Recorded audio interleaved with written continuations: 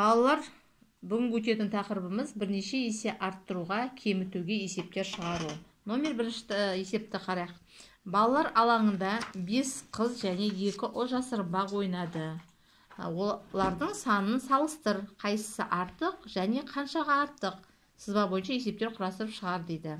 Ал енді мінекей сызба берілген. Жақсы, біз бірінші шартын құрайық.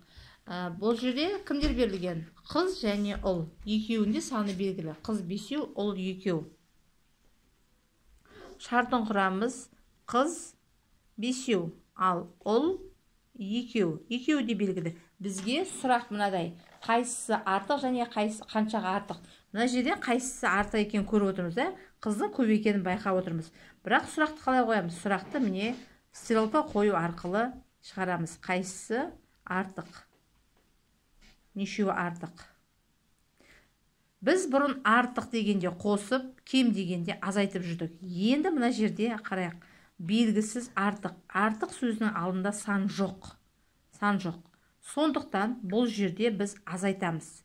Егер екеуі артық деген болса, онда біз бұндай жерде қосамыз. Ал мынандай жерде белгісізі артық, нешеуі артық деп алдында сан жоқ болса, онда біз бұл жерде керісінше азайту амалымен жұмыс жасаймыз. Сонда біз не істейміз? 5-тен 2-ні азайтамыз. 3. Сонда кім артық болды? Жауабы қыз.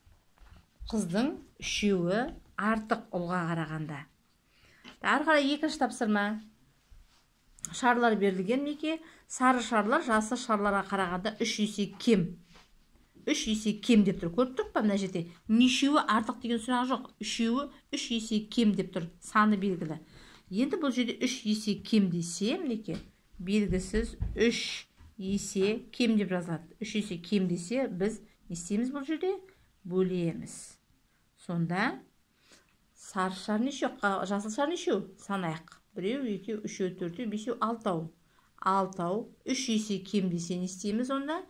6-ны 3-ке бөлеміз. 6-ны 3-ке бөлеміз. Сонда 2. Сары шар сонда нешеу болды екен? 2 екен сары шарнау.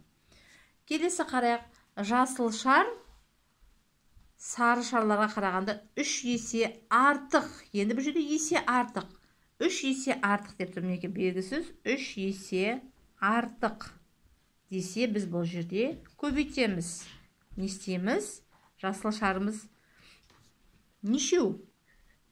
3 есе артық. Сары шарымыз 2, ол 3 есе артық. 2-ні көбейтеміз 3-ке. Сонда 6. Жасыл шарымыз 6 екен.